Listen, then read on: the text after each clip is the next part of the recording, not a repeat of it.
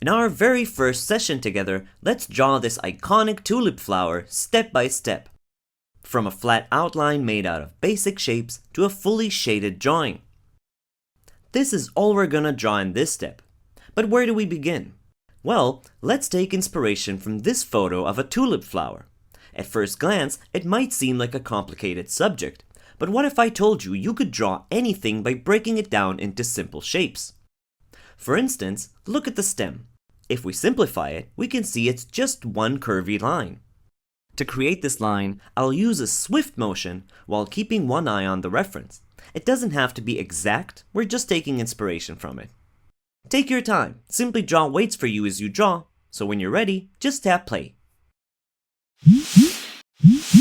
Now that we have this guide in place, we can move on to mark the petals on it. I'll use 3 fingers for measurement and mark the bottom of the petals here, meaning that this would be their size compared to the stem. In case you drew your line differently than mine, that's okay. You can just eyeball the mark around here. Now to create the petals. If we simplify the shapes in the reference, I can see that there's a teardrop shape in there, with one friend on each side. So to draw this teardrop shape, which is the frontal petal, I'm just gonna pull 2 curvy lines from the tip, coming back to the stem. And I'll do the same thing on the other side as well.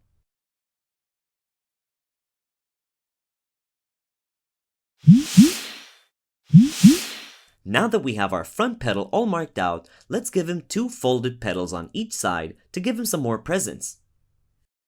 It's really simple. All you have to do is create this S-curved line coming down from here and back into the stem. Close off the shape and give it a pointy edge. Then pull a line from the corner to create a little inner division. It'll make the petal appear a little more complex with very little effort. I'll do the exact same thing mirrored on the other side.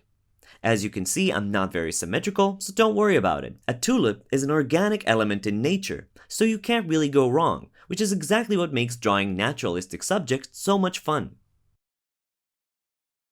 When you're done, erase this guideline since we don't need it anymore.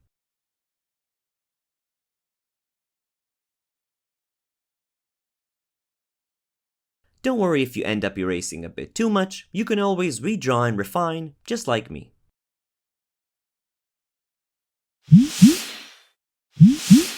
Nice looking petals. The stem looks a little too simple now in comparison, right? Let's give it just a bit of width by creating a parallel line to it. I'll follow the curve of my previous line, trying my best not to make it too thin or too thick. Looks way better, right? Sometimes all you need is just one simple line.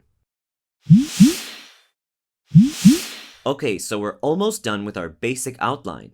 Let's finish it off by giving our tulip a nice looking leaf. While I do like this reference photo, I'm only gonna take inspiration from it and not stick to it completely.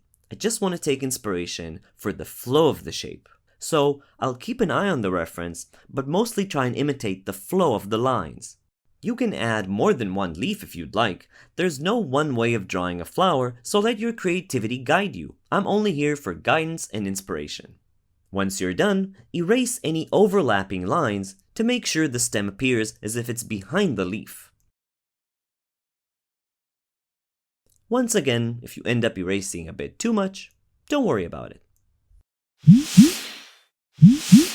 And there you go! What a great looking outline drawing of a tulip! But this is just the beginning. In the next step, we'll make these flat shapes come alive with the power of shading.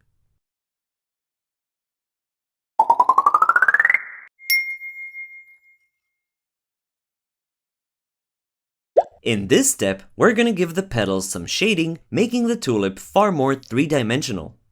But where do we begin? Let's observe the reference for some shading inspiration. See how the light is coming in from the left? It's making these inner parts of the petal darker because they're hidden inside and not getting any light. So I think I'm gonna warm up by filling the inside folds of the side petals with a nice dark tone.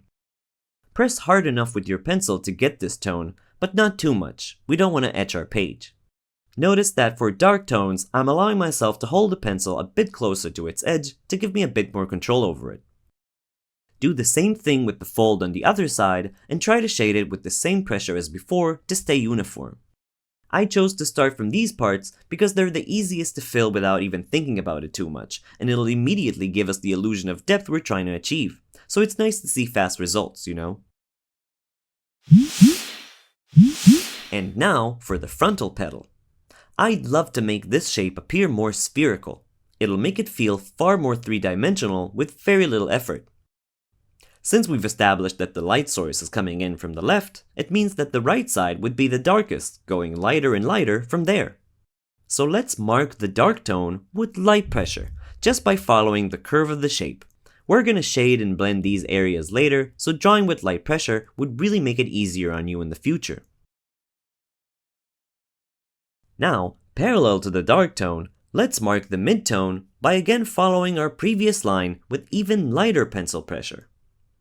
You know what? Let's cover our bases and decide that the edges here are also going to be shaded with the mid-tone.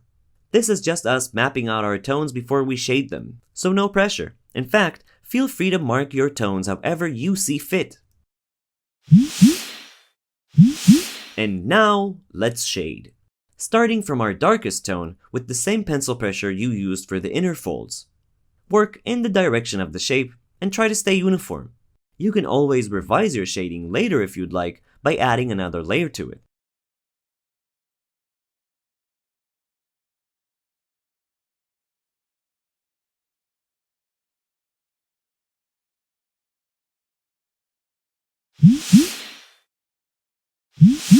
Now we can finally move on to the mid-tone, so let's loosen our wrists and try to draw with way lighter pressure. Soon enough, we'll have a nice contrast between the dark tone and the mid-tone. Shade along with the shape, and whenever you feel like your wrist is getting a bit too tight, loosen it. See how just by adding these two tones one next to the other creates this illusion of depth in our drawing? Let's use the same pencil pressure over here on the right petal. Just fill your mark with that same consistent mid-tone. And once again, at the edge over here at the left petal.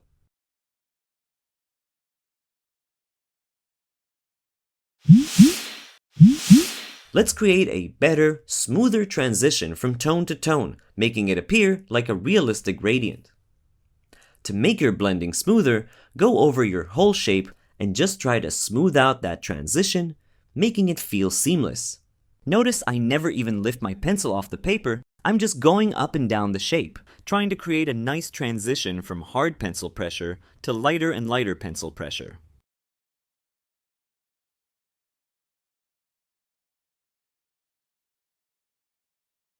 Now I'll make sure to blend the mid-tone into the white of the page, making it appear like it's fading out.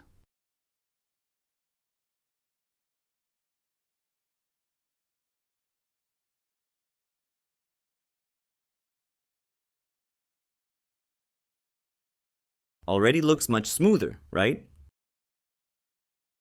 When blending the lightest tone into the white of the page, I allow myself to hold the pencil far away from its tip.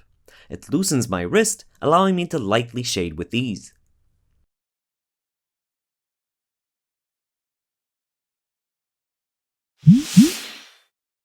Look at these beautiful petals. Just a moment ago they were just a flat outline. Now it looks far more realistic and three-dimensional, don't you think? In the next step, we'll use the same technique and shade the stem and the leaf, making our tulip complete.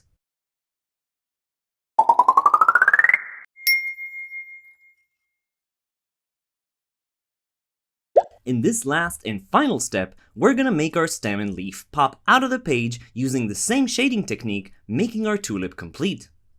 First off, the stem itself. I want to make it appear as if there's this dramatic drop shadow right here under the petals, just as I can see in the reference. So let's mark it with a simple diagonal line, or any line of your choice really. I'll also mark the edge of the stem to be filled with a mid-tone, just to make it a little less flat. Now all that's left to do is to fill the drop shadow with your darkest tone using hard pencil pressure. And the edge of the stem with a light mid-tone using way lighter pencil pressure.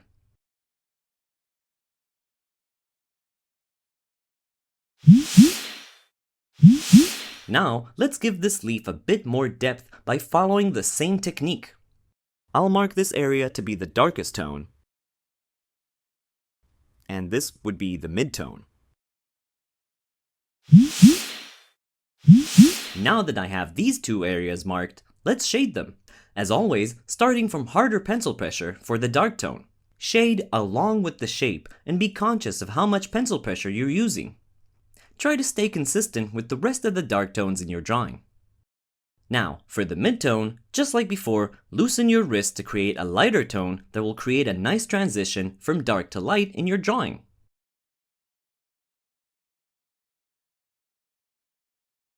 Now let's blend those tones together to create a more realistic transition from dark to light. I think I'd like to shade even beyond my tonal map, making the mid-tone spill across the leaf. If you have a different idea of how to shade your leaf, go for it. This is your drawing, so see what works best for you.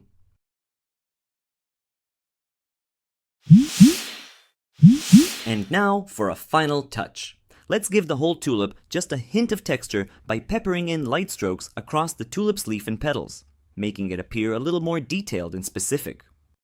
This is just my interpretation of what I see in the reference, so if you'd like to try something else, that's great. Finish off your work however you like. No two tulips in nature are alike, and no two artists are alike, so allow yourself to trust your artistic instincts.